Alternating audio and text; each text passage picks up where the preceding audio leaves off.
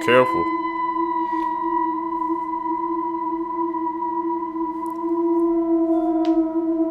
That close.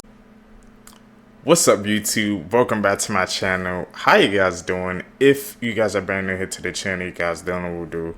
Don't worry, I'm gonna break it down for you guys, man. We talk about the most scariest and creepiest videos on the net, on the web, from YouTube videos to TikTok videos, IG reels, Facebook, anything weird, usual, and unexplained, you can find right here on this channel. I just want to thank all my supporters, man, who's coming back to the channel each and every single day, watching the videos entirely, man, commenting down below, and most importantly, hitting that thumbs up button on each and every single video I drop.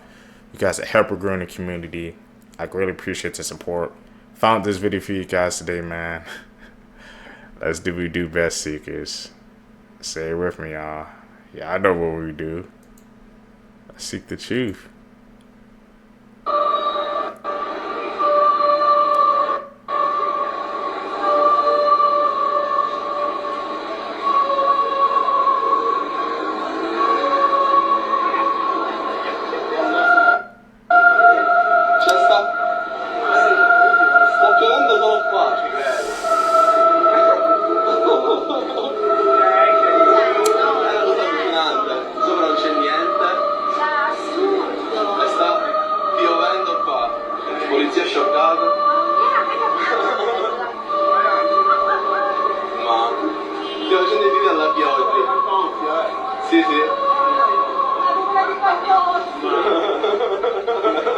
This bridge in Italy has the craziest legend behind it. This bridge is known as Devil's Bridge and it's located in northern Tuscany. Legend has it the builder of this bridge didn't think he would be able to finish construction by the deadline. It's said the builder made a pact with the devil where the devil would build the bridge overnight in exchange for the first soul to cross the bridge. The builder tricked the devil and sent a pig to be the first to cross the bridge. It said the devil was so angry that he flew himself over the bridge and was never seen again.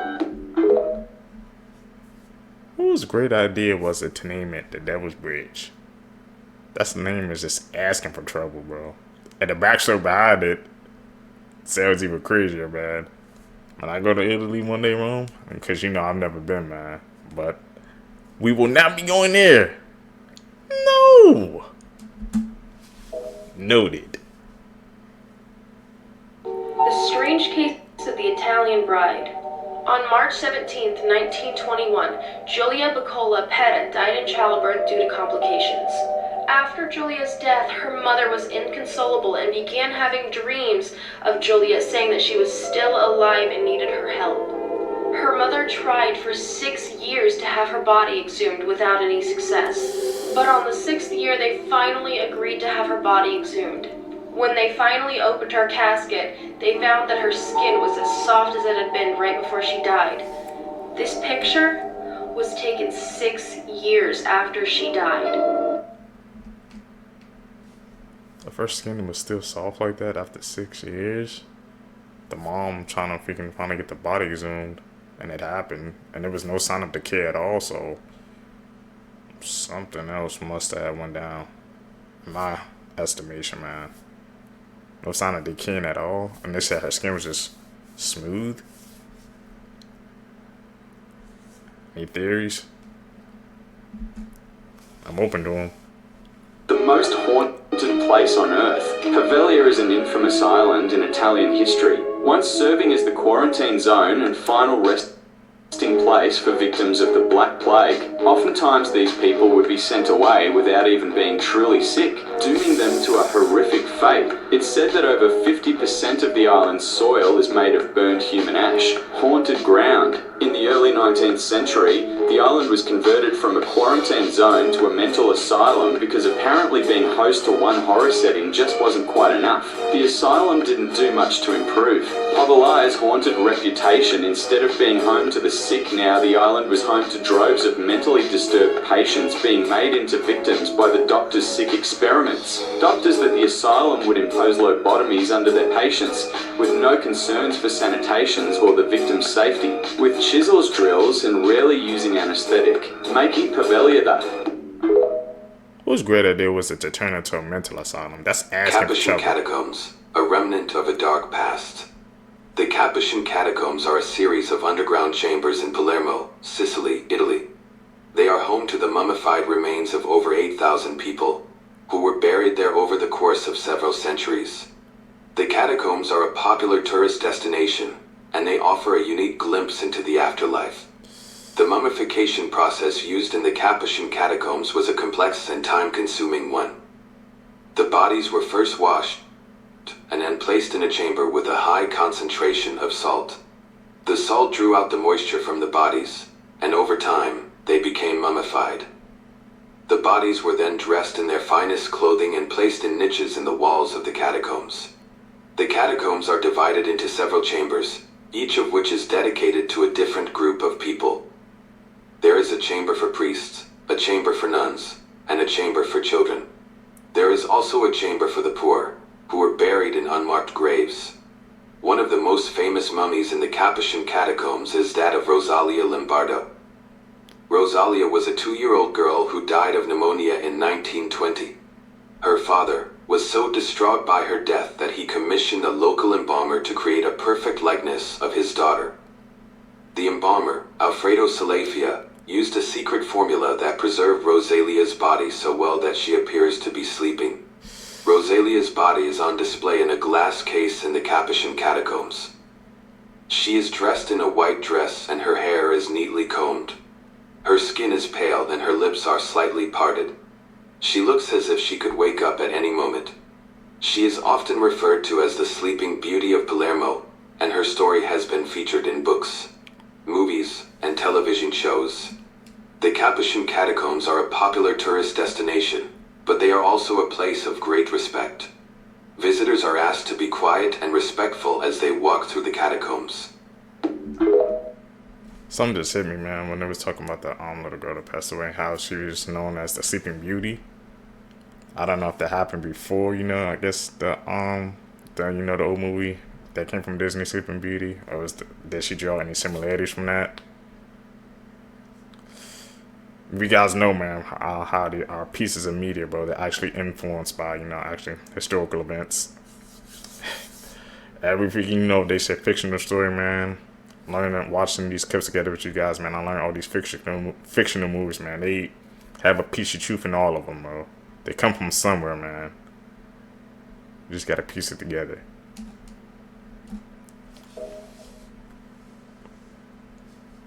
Poveglia Island, Italy.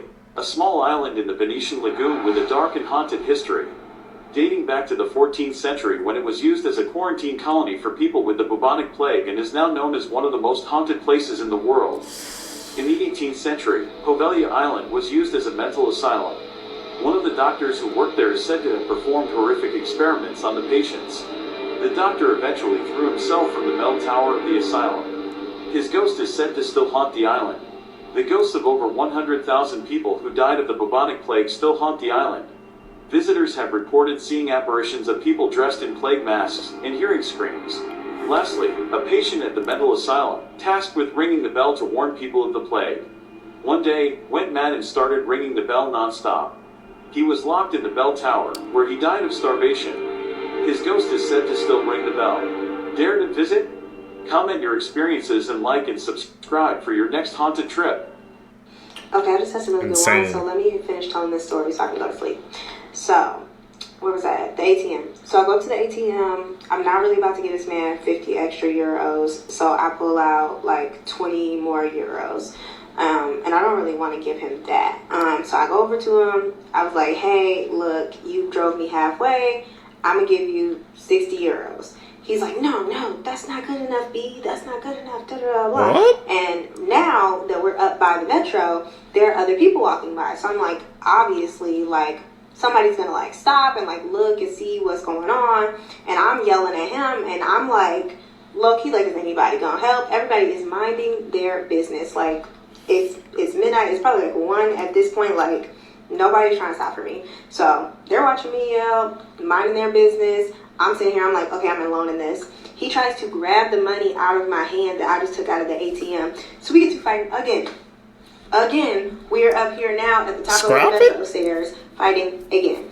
I throw the 20 at him, the 20 euro, because at this point, like, he's literally, like, grabbing me, and I feel like I'm really about to get hurt. So I throw the 20 euro, I'm like, here, like, run and get that, but, like, leave me alone. Like, you're not getting anything else from me. So he picks the money up, he goes, I'm sitting here, like, I wait till he leaves, but now I'm crying because I'm in the middle of a country I have never been to. I'm out here with no way for anybody to get to me, and what I'm gonna do? So I pull up the Uber app again because I'm not about to take the metro into the city at 1 o'clock. That's just not smart. I don't know it. Pull up Uber. Now Uber is like, I think it was like 60 something from like where I was now. Cool, whatever amount it is now, I'm just gonna call it.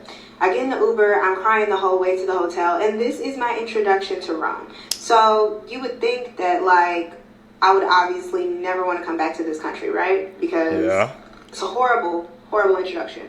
Somehow, some way, I'm not super turned off from the country. I just think that that was like a one-off incident that now I can be like, all right, I know better than to trust these taxi men on what they say. I know to organize my transportation ahead of time with Rome. Lesson learned. But am I crazy? Should I, like, cancel Italy altogether?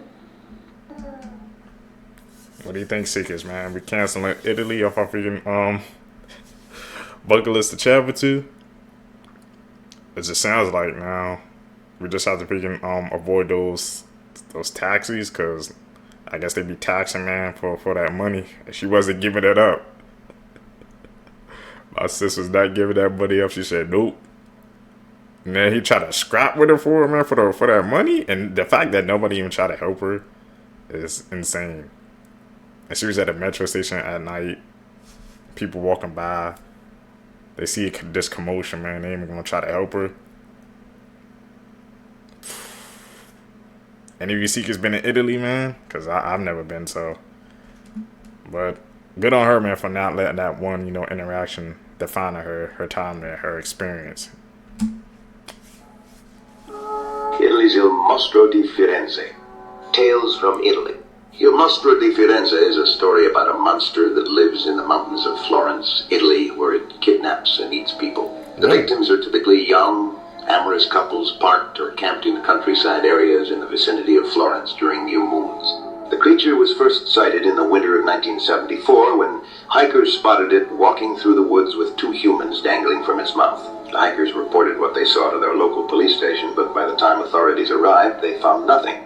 A few years later, another group of hikers reported seeing this same creature, allegedly with an arm hanging out of its mouth as it walked near Florence's airport. Once more, when the police arrived, they found nothing amiss.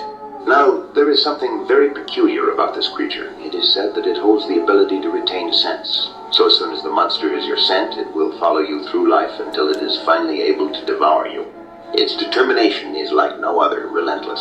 Now, we do not have a great description of this monster, but it is said to stand at around 7 feet tall. So keep your eyes peeled on your next trip to Italy.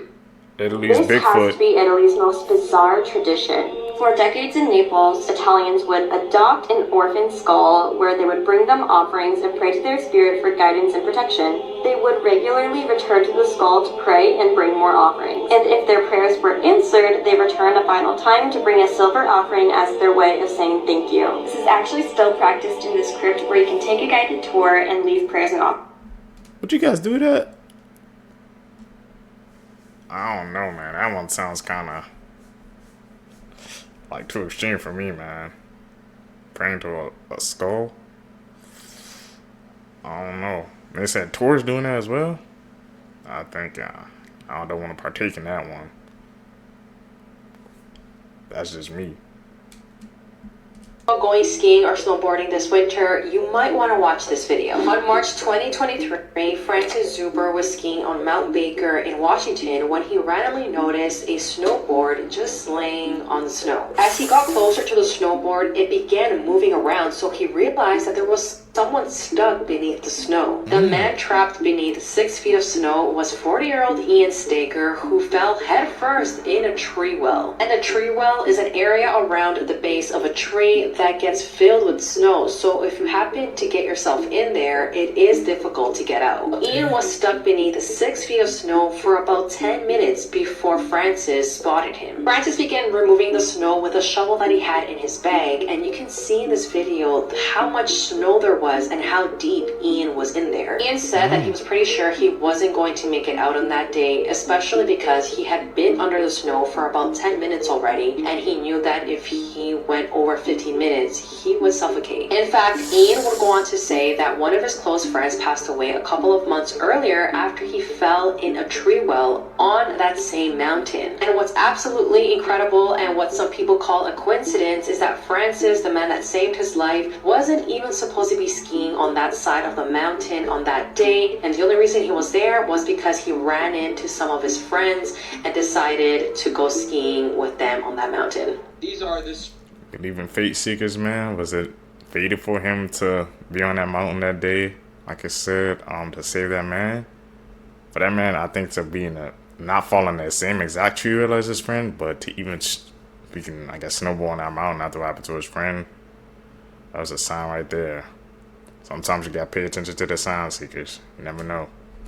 Strangest things found inside people's bodies. Part 7. In 1999, an Indian man became the world's first pregnant man, even though he was born a biological male. You see, one day, Sanju Bhagat was dealing with a swollen stomach and was having difficulty breathing. So he went to the doctor to get it checked out, where they discovered a large mass inside him. When they took him in for surgery, they found gallons of liquid inside his stomach and an underdeveloped fetus. This was because Sanju was once a twin and consumed the other sibling inside the mother's womb, but this wasn't discovered until this moment. Next, in 2003, a Japanese woman discovered a rare tumor inside her ovaries. It's called a teratoma, and it can grow muscles, hair, and even bones and teeth. However, this teratoma also developed limbs, eyes, and a brain. In other words, it had pretty much everything it needed to become a conscious creature on its own, which is terrifying. And lastly, in 2014, an Australian man named Dylan Thomas came home from a vacation in Bali when he discovered a painful red line going from his belly button up his torso. And after 3 days of pain, doctors discovered that there was a spider crawling under his skin. Apparently, Thomas had just had an appendectomy performed on him, and the spider somehow snuck its way into his skull. Yeah, have fun trying to sleep tonight. Dirty facts about history that school probably didn't teach you, part 1. Famous poet Edgar Allan Poe married his 13-year-old step-cousin at the age of 27. What are you doing, Step Poe? There is a legal pee-pee size in Iceland, and this comes from the Middle Ages, where a man and a woman got married, and on their wedding night, the woman was so disappointed with how small it was that she took him back to the church to get a divorce. And because of her, a law was made that requires you to be 3 inches to get married. During times of war, some armies would wipe their poop on their weapons so that when they stab their enemies, they get that extra poison damage. There are many letters between Benjamin Franklin and various women that suggest that he might have had a fart fetish. The person who wrote Frankenstein lost her virginity on the top of her mother's grave. Great writer, but terrible funeral manners. Yeah, those facts are blowing my reality. Animals discovered in 2024, part 1. Firstly, I present to you the skeleton panda sea squirt that was recently discovered off the coast of Japan in 2024. These sea creatures can live up to 7 to 30 years, and scientists really aren't too sure why they look like this, but they named them skeleton panda sea squirts because they literally look like baby skeletons dressed up for Halloween.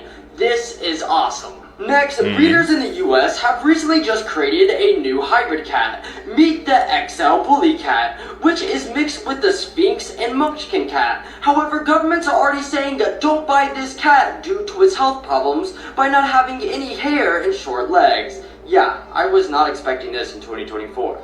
Finally, in June, researchers found a new species of piranha-like fish, which looks like this right here, and they decided to name this fish Sauron, after Lord of the Rings, because these researchers seriously believe it looks just like it, and I mean, they're not really wrong.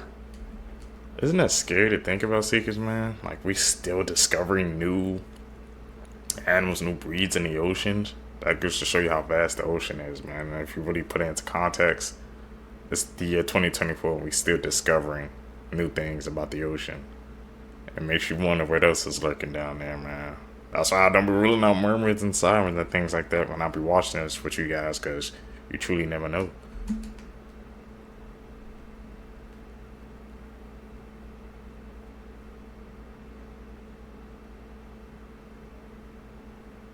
Here are some dirty history facts I can guarantee you were never taught, part 2. If you ever told your history teacher any of these, they definitely go, what the fuck? According to private investigator Fred Stash, JFK was apparently a one-pump wonder, if you know what I mean. Ladies, for this one, I'm so sorry. For birth control, the Egyptian used a mix of ingredients, specifically 2, which included crocodile poop mixed with honey, and they would put it, yeah. Next, large eggplants, if you know what I mean, on the males of ancient Greece, were actually a sign of stupidity. Hence why all the statues have small ones, as it's actually a sign of being an intellect. Fuck! Stories go that King Tut was actually excited when he was mummified. That is definitely what I call a 2,000-year-old happy sleep. And finally, the whoopee cushion, revolutionary in today's society. But it actually dates back to the 14-year-old Roman Empire Elagabalus, when his whole legacy became inventing the whoopee cushion and pranking his dinner guests. Legend. True prank legend, bro. Clap it up for him. These are dirty animal facts you wish you never knew about, part 3.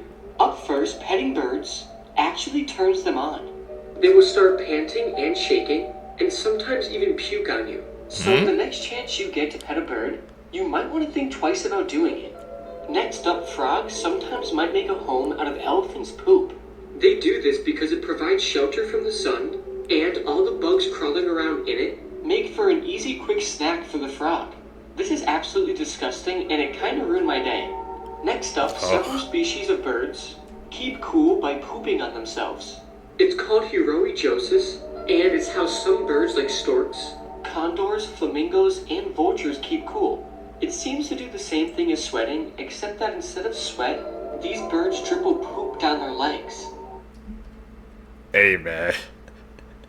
But there's something new every day. Birds poop on themselves to keep themselves cool. He said 7 species. You're going to have to look that up. Because I never do that. How bad it was, they didn't get a scientific name for hundreds of years, literally because the sailors traveling with them kept eating them before they made it back to London. So the giant tortoise population in Hispaniola Island was down ghastly. We're talking 12 females and 2 males away from getting discontinued permanently. That wasn't until they found a 3rd male, Diego. Diego peeped the census and knew what time it was. He locked in. They said, go Diego, go, and he came and went, and came, and went, and came, and then went. Okay. 3 males were brought into the breeding program to try to save the species, and Diego proceeded to score a career high in spreading thighs. More rounds than Nick's cannon, the shell hefner got so active that he spawned over 900 children and fathered 40% of the turtles born in the breeding program. Immortalizing him as a tortoise that laid so much pipe, he carried the species. But there's something I didn't tell you. I said there were 3 males, but it was really Diego and friend, because turtle number 3 literally couldn't get laid if his species depended on it. Boy was more interested in Diego, but speaking of Diego, remember, I said 40%. That means turtle number 2 put in more work than he did. That turtle was E5, and I'm not a mathematologist, but numbers say he contributed 60%. But apparently, because Diego was a bigger and louder personality, he stole all the clout. Being named E5 probably didn't help. Either way, the turtle tag team saved their entire species, which now has more than 2,300 on the island.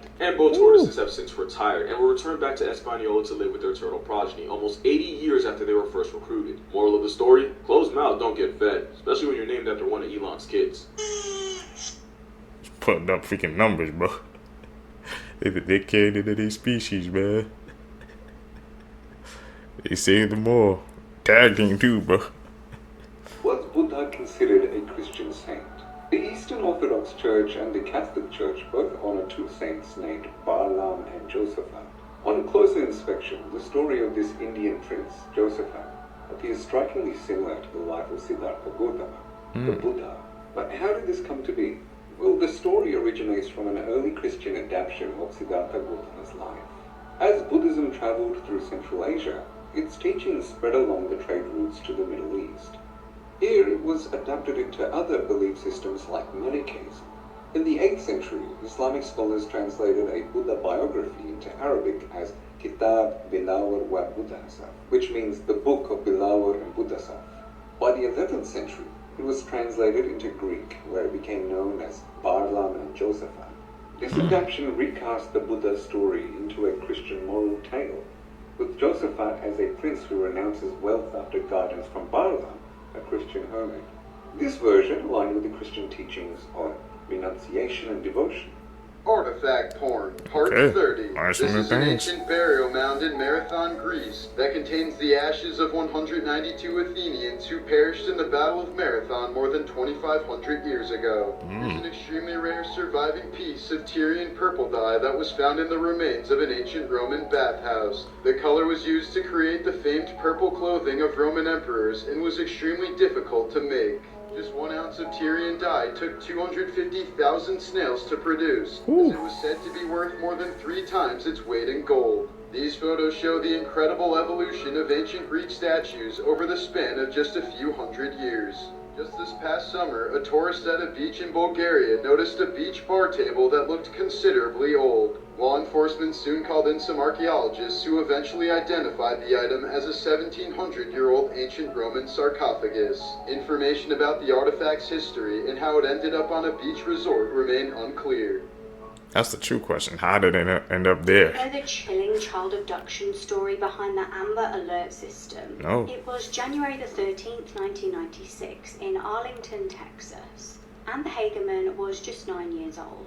She'd been biking around the area near to her nan's house with her 5-year-old brother Ricky. She had a new bike that she'd been given for Christmas, so she was really enjoying playing on it. Now the pair were cycling up and down. They weren't going too far, but it was obviously a different time back then, and children used to just play freely outside. However, within seconds, this innocent bike ride would turn deadly. Ricky told his family later that he saw his sister bike into a car park and then vanish. Another eyewitness from the scene saw much more than that. A man in his 70s reported seeing the child get grabbed by a man in a black truck. The man looked in his 20s or 30s, according to the witness. The witness then obviously promptly phoned police. Despite a big search for the little girl, they had absolutely no idea where she'd gone. They kept hunting and found nothing until a dog walker stumbled upon something horrific 4 days later. Tragically, in a nearby creek was little Amber's body. She'd been stripped and her throat cut by either a knife or a screwdriver. Her body was found less than 5 miles away from where she was snatched. Now, police desperately searched for leads but came up with absolutely nothing. The local community were really anxious to try and do something to help. In the absence of being able to track down Amber's killer, a local woman, Diane Simone, rang into a local radio station. She wondered if a national alert system could be created to send information to people about missing children, like they do for severe weather warnings. With that, the AMBER system was born. The acronym stood for America's Missing Broadcast Emergency Response. Tragically, Amber's murder still remains unsolved 28 years later. However, the Amber Alert created in her honor has gone on to save many more children who may have otherwise ended up dead. 2024 just got even crazier. Part 17. Firstly, just recently, while a tourist was at a beach bar in Bulgaria, he noticed that the table they were using looked odd. And it looked so odd, he called the authorities. Well, it turned out they were actually using a 1,700-year-old Roman coffin as a table. Yeah, the table was then taken away by the authorities, and my question is, how did they even come across this ancient artifact? Next, the Mountain Dew just announced that they are changing their logo back to their similar retro style on all of their products by 2025. You know, this is one of the first logo changes I actually like. Finally, just a couple weeks ago, the world's fattest cat, named Crumbs, who was 38 pounds, was sent to a fat camp to help Crumbs lose weight. Well, unfortunately, the fat camp was just too much for Crumbs, and Crumbs died after just weeks of being at the fat camp. R.I.P. Crumbs, what did they do to you? R.I.P. Crumbs, man, down below, bro. How he get sent to a fat camp? He's supposed to lose weight, not lose everything, man. That's crazy. Crazy tech facts you won't believe. Google rents goats to mow their lawns instead of machines. Over 90% of the world's currency only exists in digital form. The first computer virus was created in 1983. The first camera took 8 hours to capture a single photo. Can you believe we used to wait 8 hours for a single photo? Now with Send It, you can create AI images of yourself in seconds. It turns your Ask Me Anything answers into AI pictures. Someone asked me where I'd love to travel to, and Send It made this. You have to try this out. Download Send It and unlock your AI clone.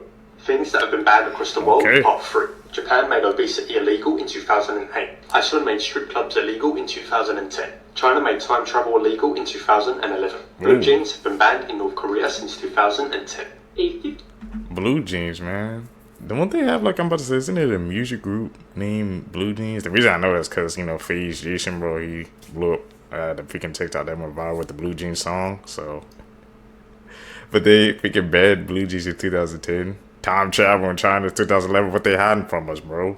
And obesity's illegal in Japan. That's crazy that they made obesity illegal, bro. 18-year-old girl named Donna lived with her father, and ever since her mother died, she depended on her father for everything. One day, Donna's father left for a business trip and said he wouldn't be back until later that night.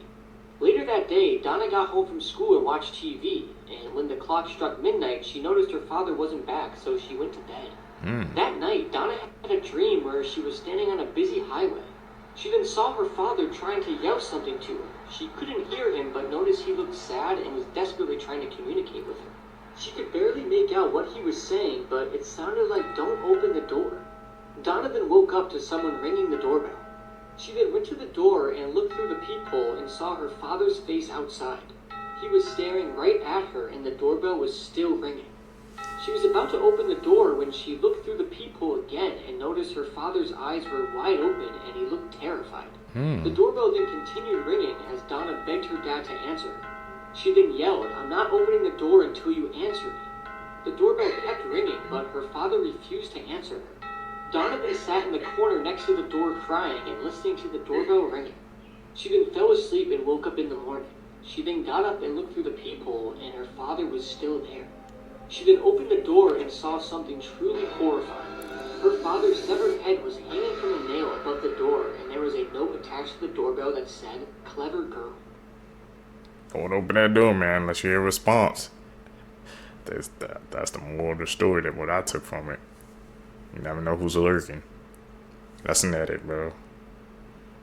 We see through that. Will blow your mind. In a world's first, researchers at Osmo Labs have achieved the teleportation of smell. I mean, do you realize how crazy that is? Let me put it this way. So, as of right now, humans have only figured out how to teleport two of our senses. Sound, you know, with the telephone or speakers, and images with the screens that we look at all day. And we've done that because we've discovered a way to capture those senses digitally and then turn them into data that we can then send instantly. But now, they've managed to do that with smell. So hypothetically, once they're able to replicate this process on machines outside of the lab, not only one day could you send someone a smell like you send them an image or a voice note. Oh my lord, the businesses that are going to come out of that one.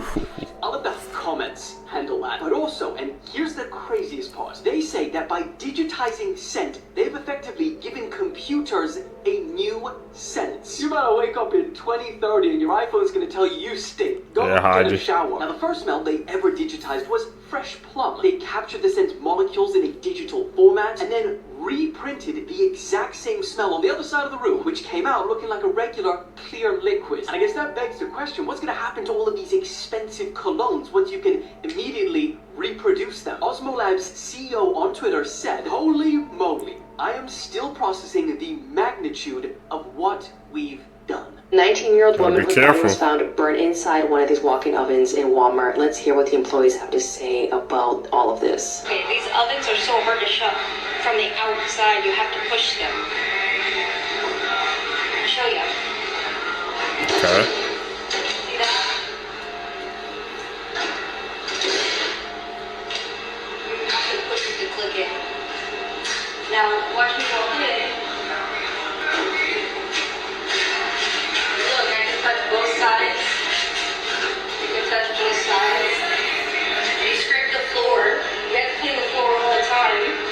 There's no way this door, they're not self-shutting. You could even say you swing it open too hard when you get something out of the oven. Let's see what happens. Alright. Not closing. This is one of the good ovens I've worked with. I've worked with 7 different stores over the 8 years. There are stores where they don't even latch. You have to hold it shut while it bakes for 30 minutes. There are stores where it pops open. You have to shut it, pops open, shut it, pops open, shut it. There is no way that this girl locked herself into one of these ovens while cleaning it. No way possible. There's no way possible. Let me just show you the emergency button. Emergency button 2? Pops the door open. Pops the door open. In my opinion, there's no way she did that on her own. So I've been seeing plenty of these videos where Walmart employees are showing us how these walk-in ovens work. But just to be clear, all the ovens in these Walmarts, depending on the location, are a bit different. They're not identical, but a lot of the features are almost the same. Something I consistently hear from the Walmart employees is that the door does not close on its own. Unless you try to close it with a lot of force, it doesn't just close and lock. There's also this inside the door, so if anyone was to get stuck, they can just easily open it and get out. Every video that I've watched created by a Walmart employee who works with these walk-in ovens insinuate that this young woman did not get stuck and that something else happened. What do you guys think? Something else happened? By growing brains in a jar and connecting them to a computer made from stem cells that were stimulated in a special way to form neural tissue, which grew and eventually formed structures and even brainwave activity similar to that of a premature human baby. They then hooked up this brain into a computer, connecting it into a virtual world where it learned to play Pong completely from scratch. I want you to realize what this means. Like, this isn't a computer bot that was pre-programmed to know exactly how to play the game. That's easy. It's an organic brain that they grew themselves that was given Pong with no instructions, and it just taught itself how to play. Which is honestly nothing new. That's just AI. But this is organic AI, which happens to learn quicker and is also more energy efficient than traditional AI. It learned to play Pong in about 10 to 15 rallies, when a regular computer AI would take around 5,000. Albeit the computer AI can simulate those 5,000 rallies much quicker, but that takes a lot more computing power, which is sort of our main bottleneck with AI at the moment. Energy. This is organoid intelligence. Take human brain cells, grow them in a petri dish, and then use computers to train them just like AI. Naturally, there are ethical concerns rising as there is surmounting evidence showing us that these are conscious, like a human. Even the scientists working on it themselves admit these organoids are sentient. They took it a step further and tested out these organoid brains inside real physical robots, feeding them the sensory input of everything the robot experiences. And since the computer chip running it is organic brain matter, this technically, by definition, is a cyborg. Then there are companies like Final Spark that let you rent server space on these organoid brains, which essentially act like organic CPUs. You can even see live streams of the brain computers you're renting out. And now this next part right here, what they're doing here might actually prove a simulation theory. So they have this virtual butterfly simulation that's controlled by the organoid brains, meaning the brains feel and experience everything the butterflies do. Again, the brains weren't trained or programmed how to be a butterfly. Just like they did with Pong, they were just fed the sensory feelings of being butterflies and kind of figured out themselves how to flap their wings and just exist. Much the same way you weren't pre-programmed to walk or talk. You experienced sensory inputs in the forms of sight, sounds, touch, and learned. Taught yourself along the way. This is an organic brain being fed computer data to make it believe it actually exists in a simulated world, and it's also likely sentient. This company essentially just created the Matrix for butterflies, and its consciousness is available for you to rent out. And when no one's using it, it still just continues to exist with no human interaction whatsoever. If the brains really are conscious, as the scientists suggest, they're not going to know they're this organoid computer brain in a lab hooked up to a virtual simulation. They're going to believe that they really are that butterfly. If that's the case, what's stopping all of us from being our own organoid brains in some lab in a different dimension? Meaning this, everything we see and experience right now is our own simulation that we've been plugged into, except we're not butterflies, we're humans. And everything we do, every decision we make is not by our own free will, but by some, I don't know, fifth dimensional entity renting server space in our brains. Just the same way this Final Spark neural platform lets us do. And when we sleep, maybe our idle brain computational power is used for other purposes, which we experience as dreams. Okay, I'm gonna stop right there. You gotta sleep tonight. Are we really brain organoids, existing in our own petri dishes, connected to and experiencing experiencing a fully virtual simulated world? Because we just pulled it off. And according to simulation theory, if we're capable of creating virtual simulated realities, then chances are we're already living in one. He was spitting, bro. Gave me some new information, man. I'm definitely going to dive into, man. I'm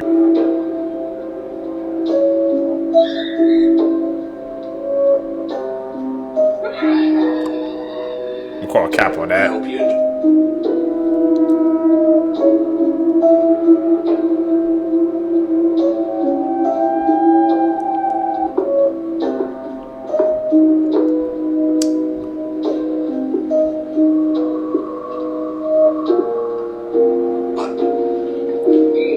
Okay.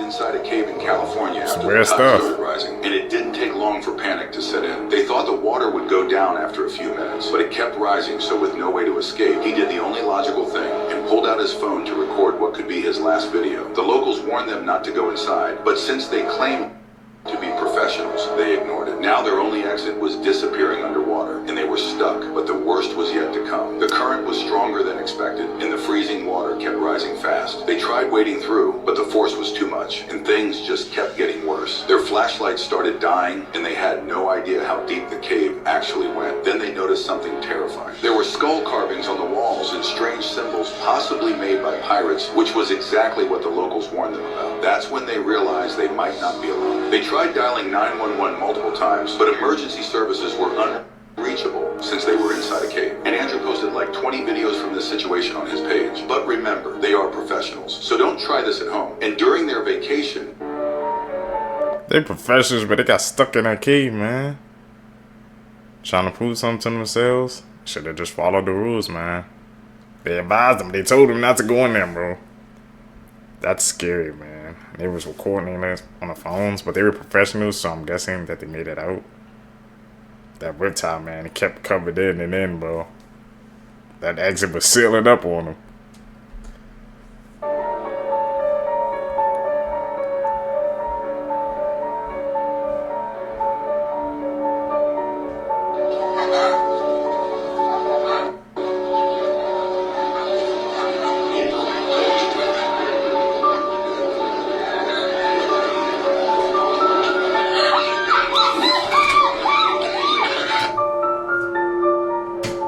What was that?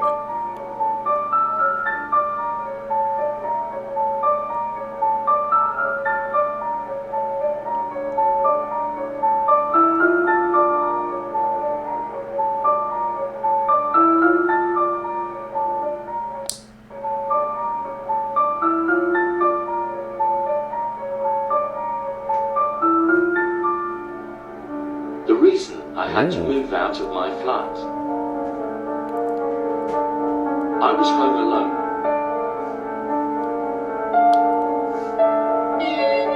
No, you weren't. Save it! Save it! Franco returned to Alina's cemetery when this was captured. I did see something in here, but now it appears that it's gone.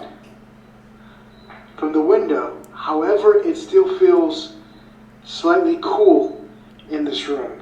More like cold, if anything. Ghost hunting, okay. Does that have anything to do with you? Can you give me a sign? Ooh, that was weird. Oh, that was a first. Hold on. What's going on with the I lights? literally just felt something touch my leg. It was kind of like something just went like to my leg and then just touched it like that. And then like, I don't know if that was like my nerves or what. I don't feel it anymore. It was like just something. I hope that wasn't just me. That was probably just me.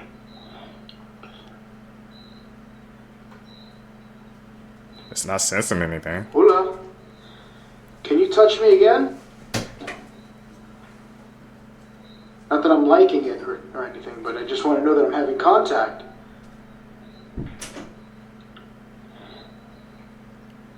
Right here. Is it my knife? Can I see? Oh, it's blinking. We seeing it now. Alright, hold on. I'm going to take my knife out of here.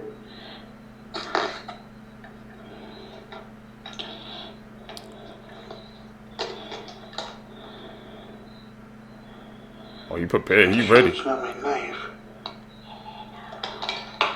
What the fuck was that?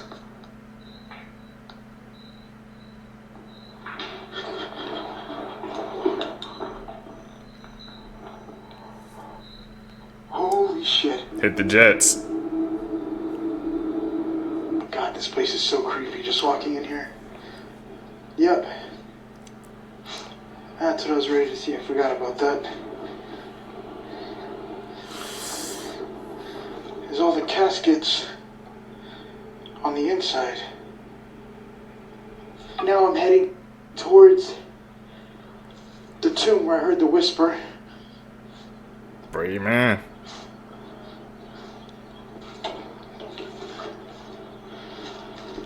This is it.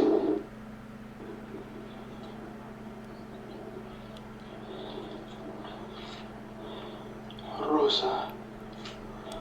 Eduardo. Carolina. Something that Discord was telling me is to go back to see if I could find a name that says Alina. Look at Leticia. Alina Lambrushtni. So that's it. I don't know if that was her, but I did just find an Alina. Let me look over here. Oh shit. There's one right here in front of the door. See it? Alina Pace. Got it. It's getting pretty bad outside. I found it. Mission complete. Get out. No, it's not my knife. What the fuck was that? She said Alina, bro. We heard that.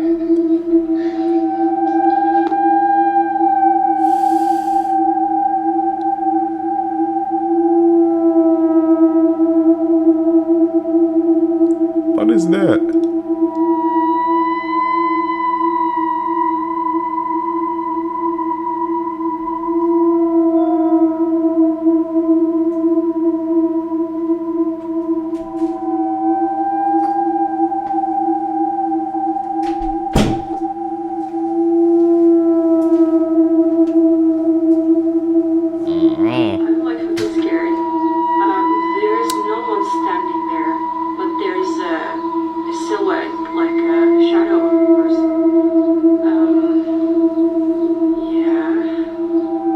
Shadow round. There seems to be nothing casting the shadow. Some think it could be sprayed.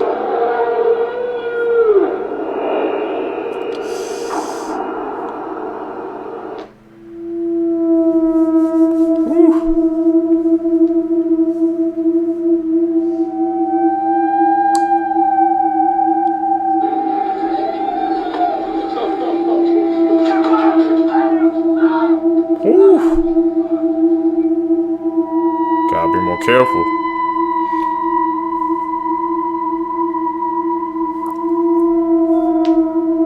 That close.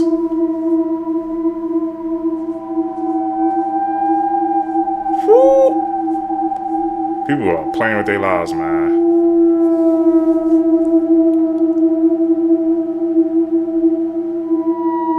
Get out the way.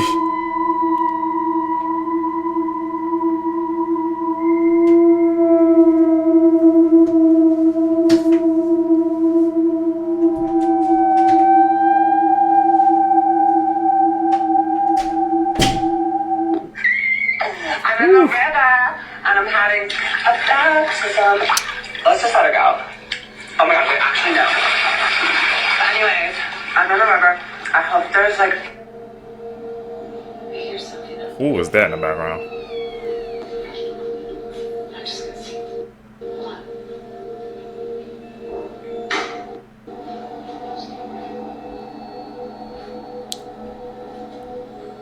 What is...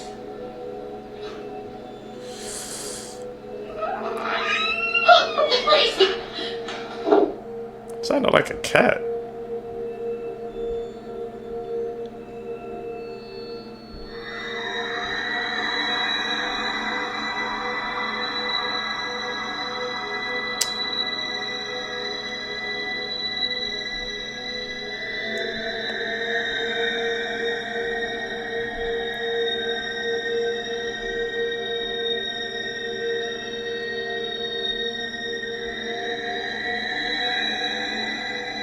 Possessed. Best way to describe that.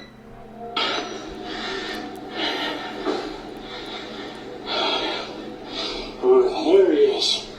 Okay, we're gonna catch him. Take time. Can you tell me what you want? Thank you, Sean. You got it. Where'd you go? You back there? I see you, buddy. Can you tell me what you need?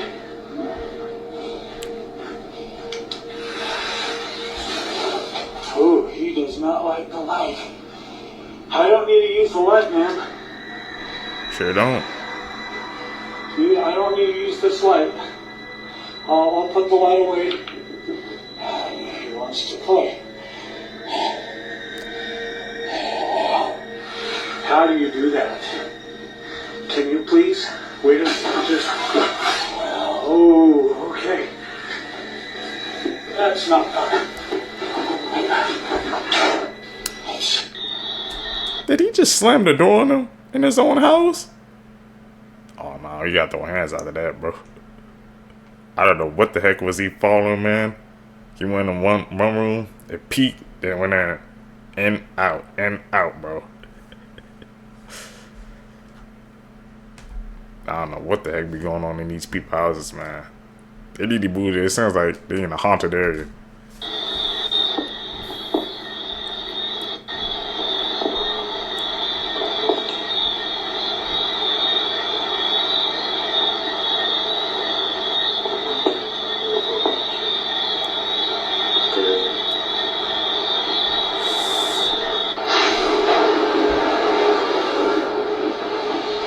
Why didn't it hit that water?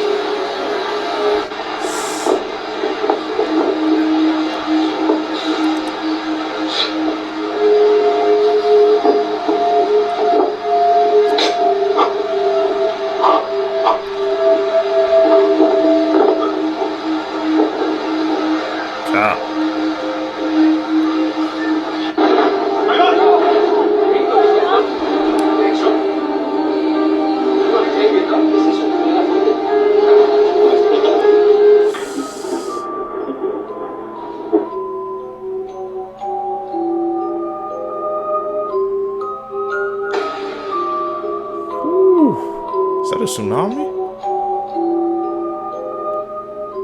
Looks like it.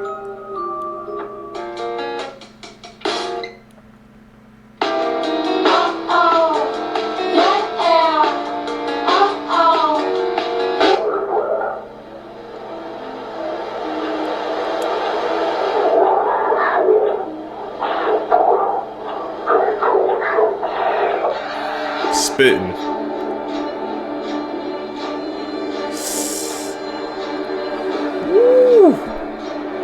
Never do what he did because this guy is literally filming his last moments. This is Jacob Cockle, and his passion is jumping into whirlpools. And just so you know, this story doesn't have a happy ending. This right here is a whirlpool, formed in water for many different reasons. But one thing is certain. They are never usually this strong. Normally they look like this, and even a whirlpool of that size can be a death sentence for any fish that gets caught in it. At first, Jacob was doing fine. He loved his hobby so much that he bought a $20,000 custom suit designed to trap air inside, making it extremely buoyant. As long as he didn't make a mistake, the suit would keep him from getting pulled under. What happens next will terrify you, but remember, I can only protect my followers who comment their name and share this video. After recording everything, Jacob wasn't satisfied. He wanted even more spectacular footage, so he made the fatal decision to film what happens underwater, and that's what got him killed. Because as soon as he was fully submerged, his suit lost all the air inside it, making him completely non-buoyant, and at that moment, he got sucked in. This is what happened to his body. Don't play with whirlpools.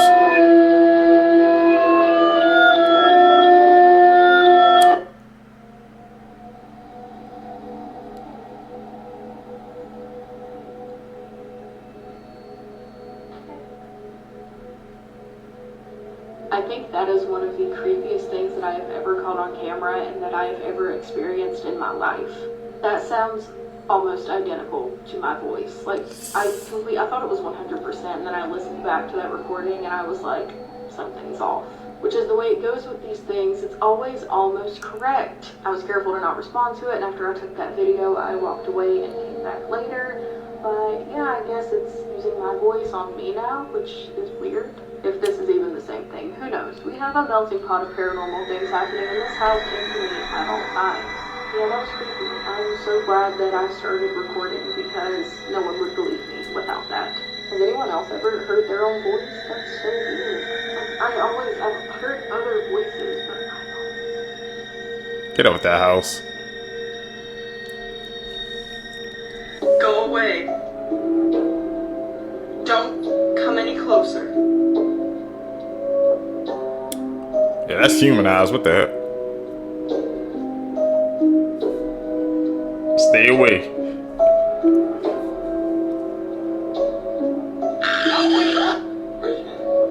You ain't John.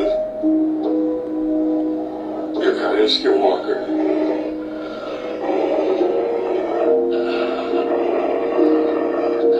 There's growling too.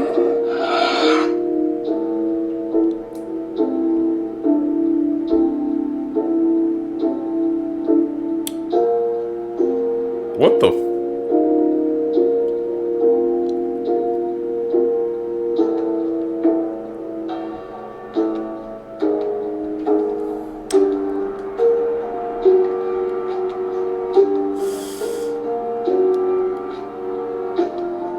Tracy was managing a hotel overnight when this was captured.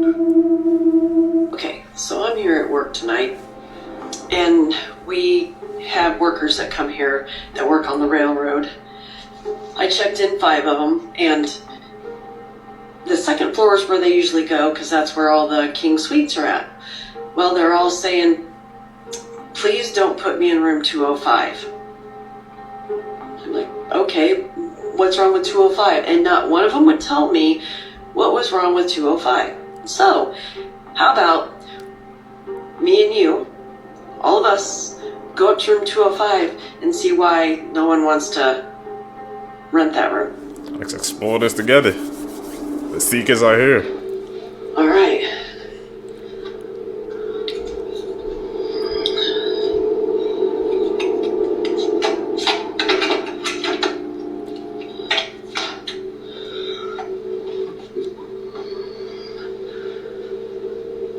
Normal so far. It's like really cold in here though. Like, really cold. And the air's not even on. I mean, I don't see anything. So maybe we can sit. Yeah, the air and stuff's not on. Maybe sit in the dark. See if we can hear something. I don't know. I don't know what else to do. I'm gonna probably lose all my views for my people watching, but okay, let's do this. Here we go.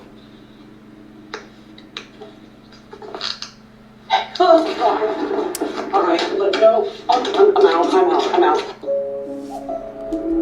What do you think she saw? She turned off the lights. We heard some rustling going on in the background. She just said, I'm out. I wish she would have had like a little, flashlight. Like, how like the other guy had. He had that little ghost detector thing. But the two things in the script that was the same. They said they both felt like a cold feeling. So that's what I'm putting 2 and 2 together, man. Definitely feel like a presence was there. I don't know.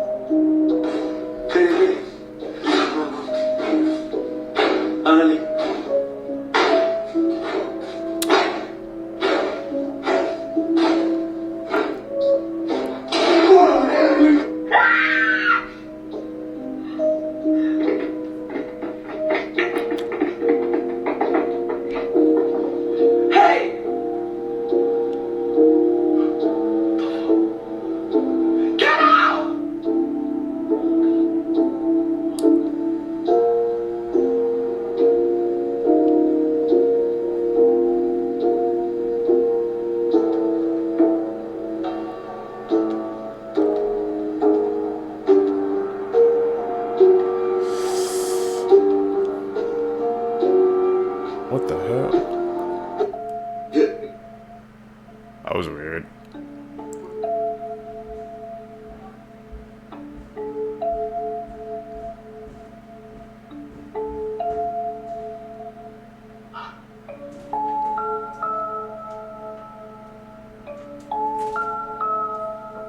Dylan.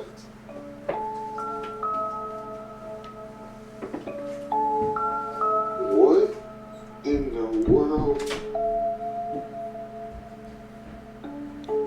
Dylan, what are you doing?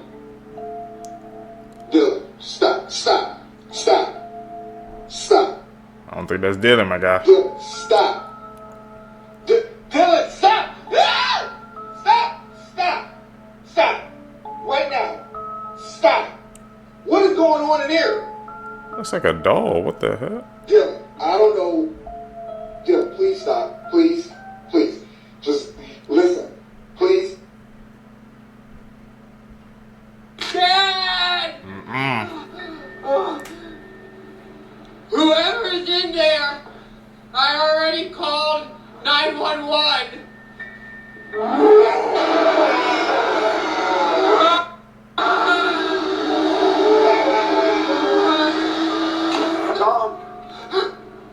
Tom.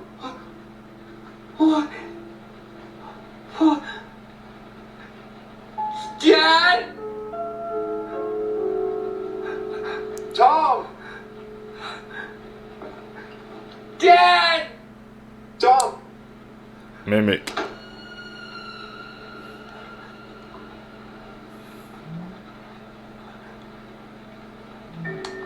Dad? I can see you. Dad! I will always see you. We need to get out right now! Dad, there's somebody in the house! Nobody but me and you. What are you doing? Can't see him. He's like peeking behind the wall. Dad?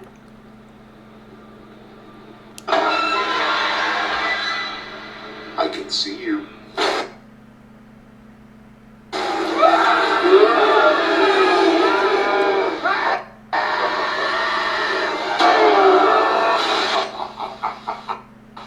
She got a monkey as a gift, and it didn't take long for her to realize something was seriously wrong. At first, it just seemed like a normal doll, but then she noticed its eye moving and staring at her. Oh my God, I swear to God, this thing he looked at me. But the worst was yet to come. She ignored the first signs, hoping that she imagined it, though it's clear on video that the eye has moved, and she kept spending more time with the doll, recording her and posting on her page. After a few hours, she realized there was a certificate in the package with a name that made her think about throwing the doll away, which she unfortunately didn't do. Then Cassie showed that she lives in a house right next to a cemetery in Illinois, which kind of explained the strange activities she has to deal with every day. And then she answered to some comments doubting authenticity of her videos. For the people who say, oh, her eyes are supposed to move, her eyes aren't moving. Poking her eyes. Boop. Then she left it on the couch for 24 hours while she was out, expecting something to happen. They set her up on the couch for almost a full 24 hours. I can't figure out if she seems more real and struggling to stay fake in the light, or she wants to break out so bad right now. Okay, I won't tell anybody, just say something. Is she smiling to you like a little monkey? Okay. That monkey was crazy though. Bridge and our locations are down there.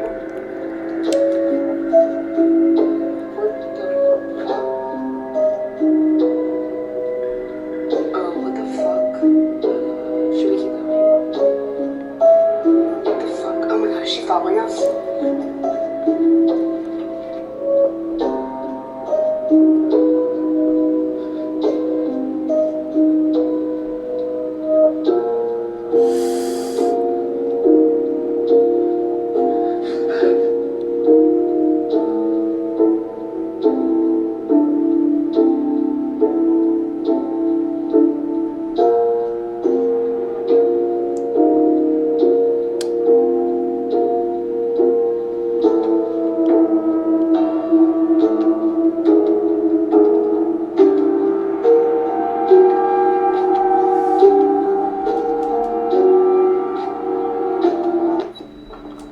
Hey man, sometimes man, when my kids be saying, there's some like monsters under my bed, bro. You gotta check, man, because I just saw a story. I just want to tell you guys, man, the story I saw online. It was like this little girl, she had a babysitter. She was like, there was a monster under her bed. She told her babysitter it was like a grown man under her bed, bro. So these kids don't be careful, man. Sometimes you just gotta just take heed to their words, man. That's a crazy story when I heard that. I thought it was fake, but it was actually true.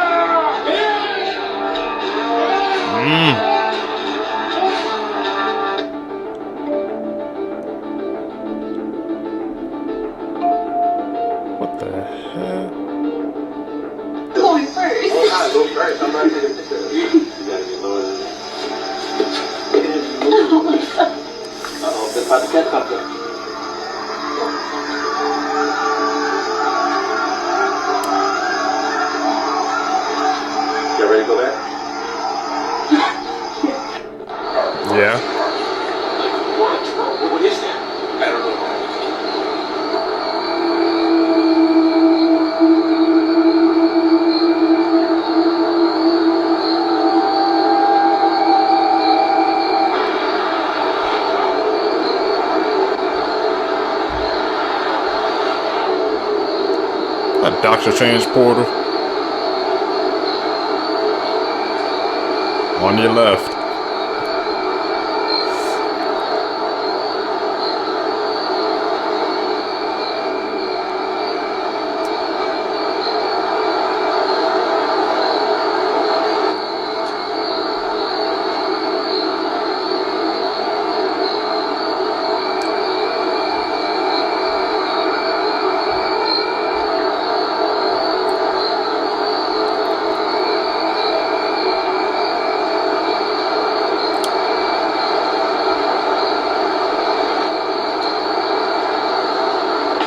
Resentencing hearing is coming up on March 20th and 21st, but unlike their trial in 1989, Eric and Lyle may have a real chance at a fair hearing this time around. As you may know, Eric and Lyle were sentenced to life in prison without the possibility of parole for their parents' murder, despite the brothers' insistence that they did it because their father abused them for years and years. The problem was that all the evidence about this abuse was presented in the first trial, but that trial ended with a hung jury, meaning the jurors couldn't reach a unanimous decision. Then, in their second trial, the judge barred any evidence about the brothers' history of sexual abuse from being presented in their case. And that's when they were found guilty. In the late 80s and early 90s, it was hard for people to believe that the brothers were as safe because abuse against boys wasn't really talked about as much as it is now. But recently, new evidence has been found which proves Eric and Lyle were telling the truth about their father. When Eric was a teen, he wrote his cousin Andy a letter telling him all about his father coming into his room in the middle of the night and making him do unspeakable things. Remember, back in the day, the brothers were convicted because it was assumed that they were not actually being abused.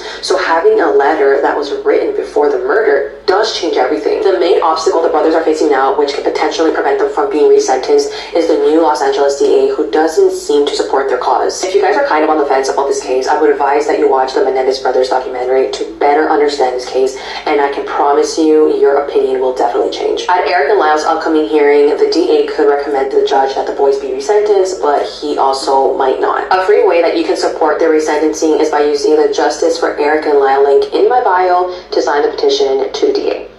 How long you can survive without one of your organs, without one kidney, your entire life, without the nose, 65 years, without the stomach, 5 years, without the mouth, 3 days Without the heart. 0. 10 minutes. Without the bones. 8 minutes. Without the brain. It's over. 6 minutes. Without the lungs. 5 minutes. Without the skin. 30 seconds. Without your phone. 0 seconds. Now, if you can't survive 0 seconds without your phone, then that means you just have a problem, man. I kind of caught myself actually a couple days ago, man, trying to, break off from my phone, man. I realized I was kind of using it too much. I'm like, hey, just set it down for like a whole hour, a couple minutes. Just set it down. Just like try to unplug, man. You don't always want to be, plugged in all the time. But the fact that they put the phone for more than the other organs, that's insane.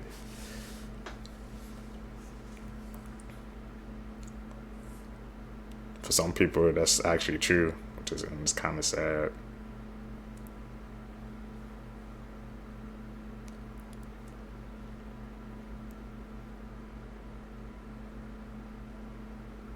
You know what that is? Save your life. If the ice isn't floating, don't drink it. There is something in the drink.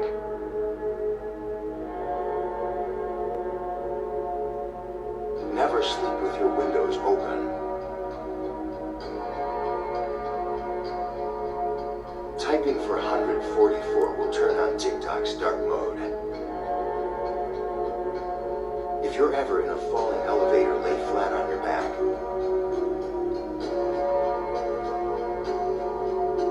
Leave a note on a table before you leave the house.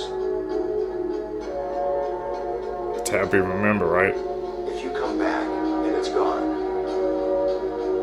leave the house immediately and call the police. There's no name that starts with an S and ends with S. Really? Breaking news, they have now revealed missing Sudiska's last known transactions. The missing 20-year-old made the transactions 40 minutes apart on the afternoon of March 5th. Her first payment was made to an unspecified user at 2:54 p.m. with only an emoji of a sailboat. At 3:38 p.m., she paid a second Venmo user for Coco Bongo, which is seemingly a reference for a popular nightclub in the area. And it was billed as, quote, the hottest nightlife spot in the Dominican Republic. Then a missing persons report was filed by her friends around 4 p.m. on March 6th. Her father then subsequently filed his own report from his hometown about 2 hours later. After furthering the investigation, authorities have now named a person of interest. He has been identified as a 24-year-old senior at St. Cloud State University. They say while he is a person of interest in this case, they are cautioning that he is not a suspect. He is believed to have been the last person to have seen her. They have also confirmed the resort lost power around 1:27 a.m., which is why she and the person of interest may have been on the beach in the middle of the night. They said power wasn't fully restored until early the next morning. Due to the power outages, it disabled their security systems and cameras at the resort. Because the beach area is usually off limits at night, it was also unsupervised. The outage also disrupted the lighting and security systems and security surveillance cameras on the beach. To stay up to date on this case, make sure you click the playlist below. I'll keep you guys updated. What do you think? Drop in the comments. Here's some horror twists and things that are turns. even worse than being sewn into a human centipede. Because just when you thought you've seen it all, I'm here to bring you the worst of the worst. I don't really see a lot of people talking about this, but there's one scene in this movie that still haunts me, and it's been years since I saw it. Wrong Turn from 2021 is about a group of friends who go hiking in the Appalachian Mountains.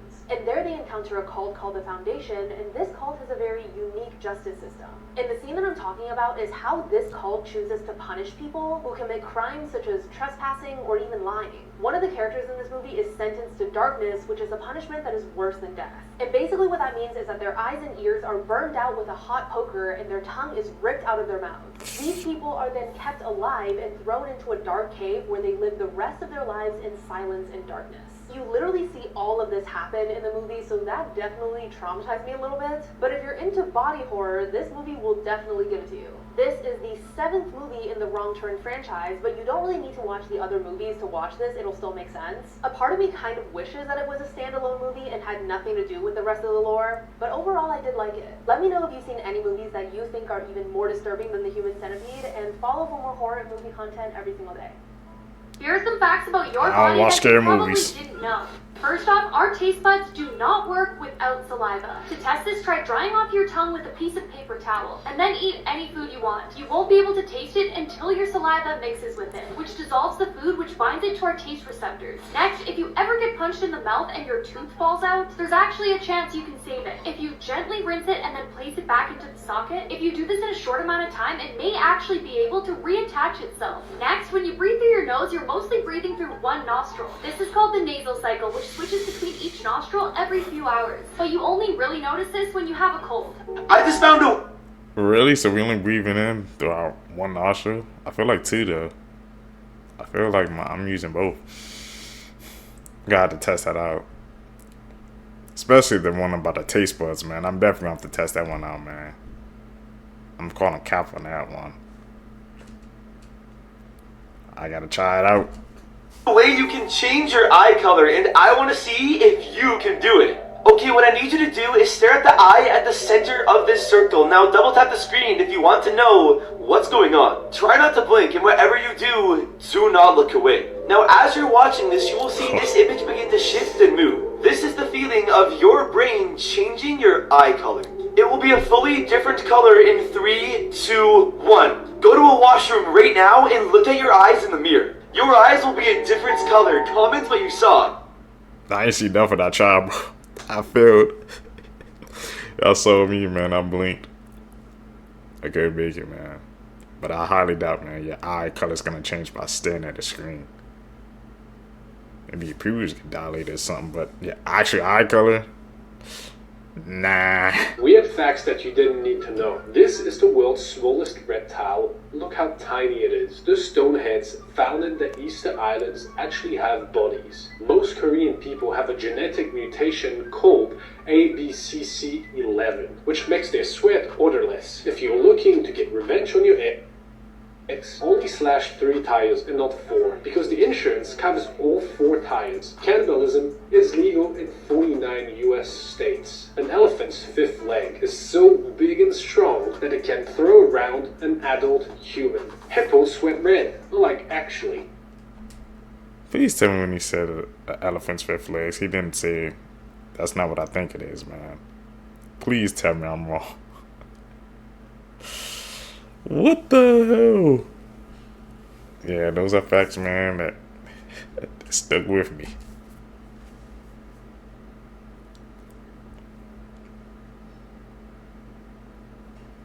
This is a scary urban legend about the Rake. This is the Rake. He is a scary urban legend in the United States. He is a humanoid creature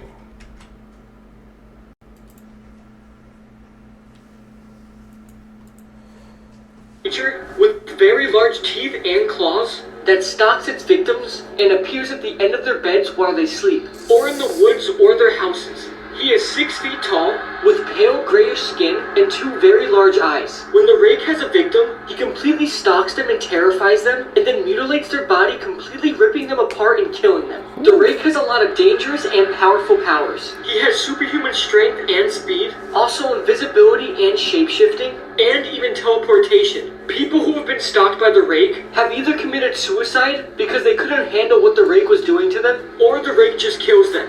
All in all, the Rake is a very powerful creature, and every single one of us should pray that we never see him.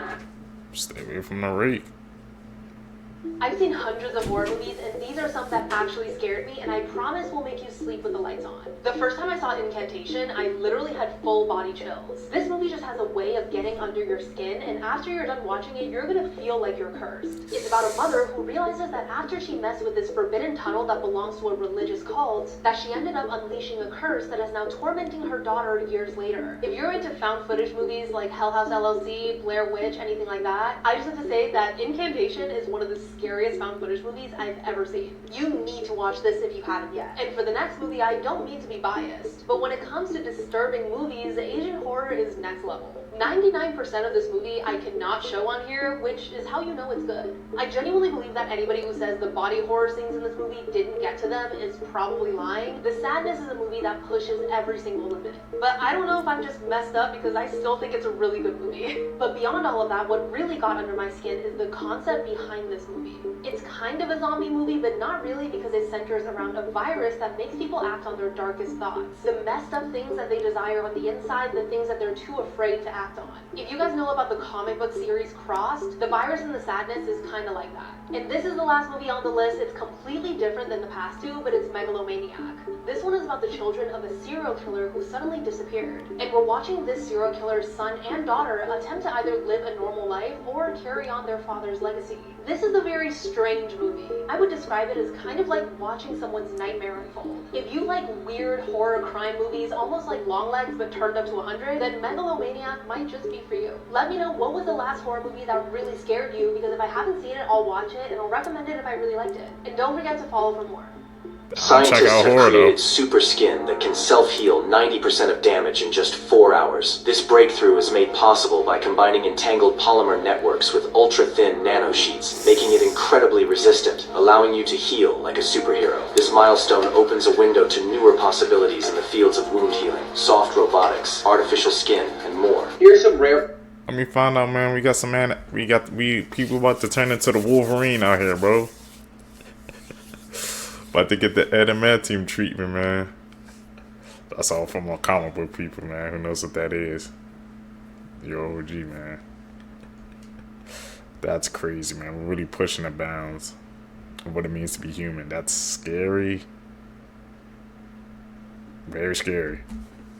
Photos of fascinating people through history. The two people in Grant Wood's American Gothic existed. This is what they looked like, and they were not a couple. It was the artist's sister and his dentist. This was Margaret Gorman, and she won the first Miss America competition in 1921. This was the first iteration of Ronald McDonald from 1963. This was Stephen Bobrowski, known as Lionel the Lion-Faced Man. He had hypertrichosis, which caused hair to grow up to 8 inches long all over his body. He performed with Barnum and Bailey and spoke 5 different languages. This was George Hackenschmidt, credited with inventing the bench press. This was Conrad Veidt, whose performance in the 1928 film The Man Who Laughs inspired the look for the Joker. This was Daniel Lambert, the world's heaviest person in the 18th century, weighing over 700 pounds, and according to a rumor, possibly fought off a bear by himself. This was Maud Wagner, who was believed to be the first female professional tattoo artist in the United States. This was Selma Burke, who designed the portrait of Franklin Roosevelt, still on the dime today. This is John Smith, and he was reported to be 137 years old at his death, but that's not verified. This is Ralph Lincoln, and he is the 11th generation cousin to Abraham Lincoln. This was Franz Reichelt wearing a homemade parachute suit. He tested it by jumping off the Eiffel Tower in 1912, and it did not deploy.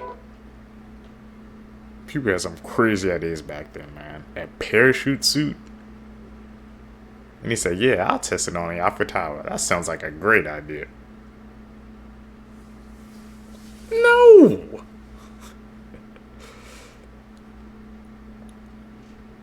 More details have come to light in the case of the author mum who allegedly murdered her husband. Now, this case has just got wild. Eric Richins, who wrote a children's book last year on how they can deal with grief after her husband Eric passed away, has actually been accused of murdering him by lacing a Moscow Mule cocktail with fentanyl last year. It has now come to light that she allegedly attempted to kill him multiple times before this occasion in order to secure his $3.6 million estate. Court documents have shown that Eric had actually previously said to his family, "If anything happens to me, she is to blame," but a family spokesperson said he stayed in the marriage for the sake of their 3 children. Now, according to affidavits obtained by Summit County Sheriff's Office, one of Eric's sisters recalls Eric and Kuri were out in Greece on vacation a few years ago.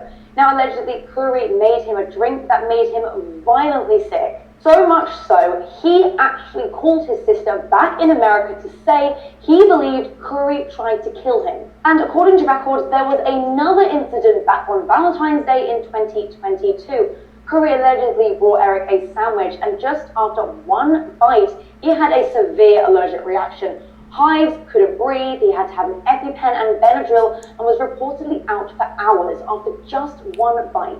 Now, legal documents obtained by DailyMail.com show the twisted legal battle Curry endured just weeks after Eric's death in order to try and secure the family estates. Curry had claimed that all the money left in her late husband's will was rightfully hers, and had accused Eric of trying to defraud her and take legal action by shielding her from their property and their businesses. Now, according to a police warrant at the time, he had expressed concerns that Curry may kill him for money.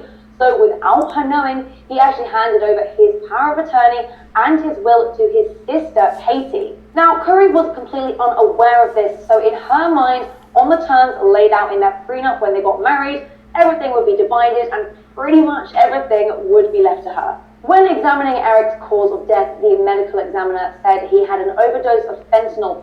5 times the lethal amount was found in his system, and it looked like he had also taken it orally. They also added it seemed to be illicit fentanyl, not medical grade fentanyl. An anonymous source had actually come forward to police to claim they had sold Curry $900 worth of fentanyl this year. Then she'd come back for another $900 worth of fentanyl after Valentine's Day. Something's not looking good here. Curry Richins has been arrested on suspicion of his murder and is currently being held in custody. Her first trial date is set for May 19th. For more on this story, head to dailymail.com. Breaking news, Dave. That is a disgusting case, man. She did that all for some money, man. But he was 10 steps ahead. He put his sister in charge of his estate so she couldn't get it.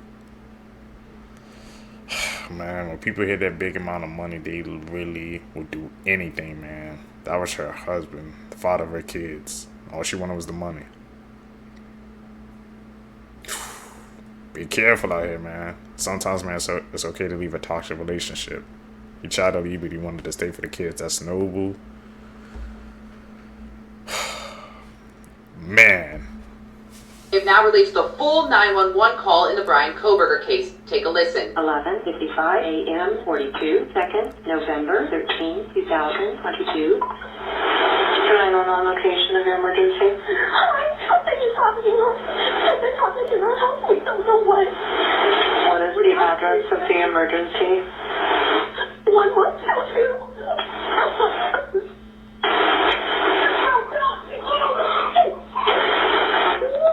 What is the rest of the address? Oh, Kings Road.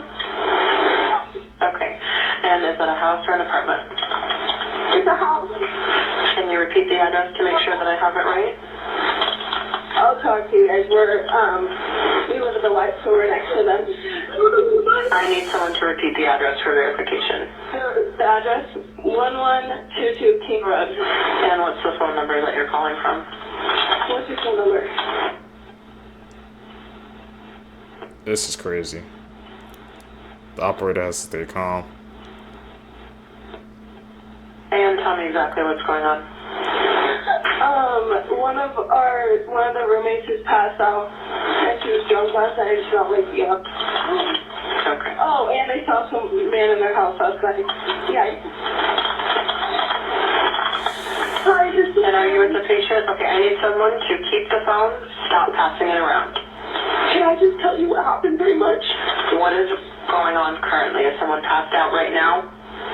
I don't really know, but pretty much at 4 a.m. Okay, I need to know what's going on right now if someone is passed out. Can you find that out? Yeah, I'll come. Come on, you gotta go check. But we have to.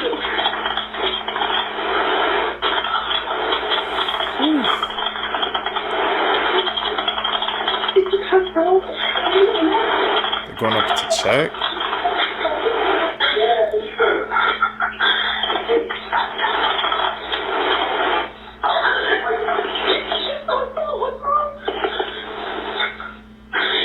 Waking up. Okay, one moment. I'm getting help started that way.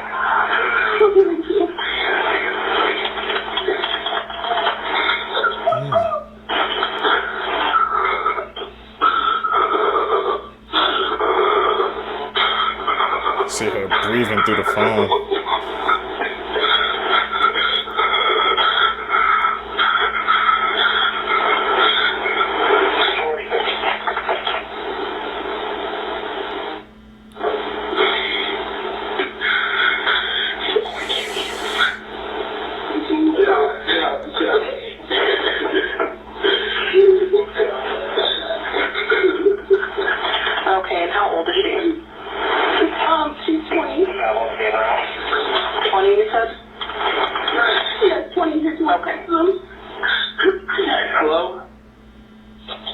keep switching people on the Okay, I phone. need someone to stop passing the phone around because I've talked to 4 different people. Hey, sorry, they just gave me the phone. Is she breathing?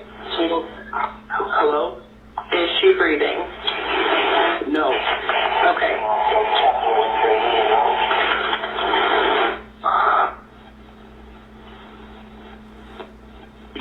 Talk to them, Shay. I can't talk to them, Shay. You can talk to them. Hello. Okay. I've already sent the ambulance and law enforcement. Stay on the line. If there is a defibrillator available, send someone to get it now and tell me when you have it. Say that again? There's a police here right now. Okay. If there's a defibrillator available, send someone to get it now and tell me when you have it. We don't have to. Fair. Do you have a defibrillator?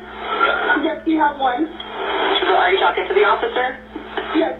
Okay, I'm gonna let you go since he's there with you and can help you. Okay, thank you. Bye. To stay up to date on this case, make sure you click the playlist below. I'll keep you guys updated. What do you think? Drop in the comments. It was an eerie phone call, man. They kept switching it. I mean, in that situation, you're not thinking. But to be an operator, man, you gotta stay cool, calm, and collected. We know there was twists and turns in that case. That was eerie.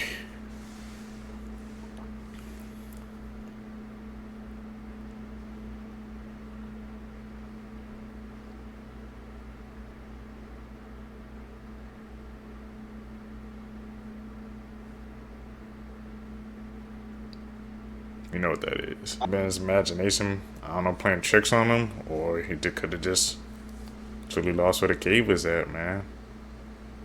Somebody's following him, though. That was pretty creepy, bro. It's lucky nothing didn't happen to him, man. You gotta be careful out there when you're hiking, especially, see, he was going 4 or 5 miles really deep, so you gotta know what you be doing when you're out there. Seekers, that's it, man, for this video for you guys today. If you guys made it with me to the end of the video, you're a true seeker seeking the truth. I greatly appreciate the support. Make sure you guys leave a thumbs up in this video. Also comment down below. Hit that post notification bell so you always get notified when I upload my next videos. You guys are gonna catch you in the next one, man. I'm out. Peace, YouTube.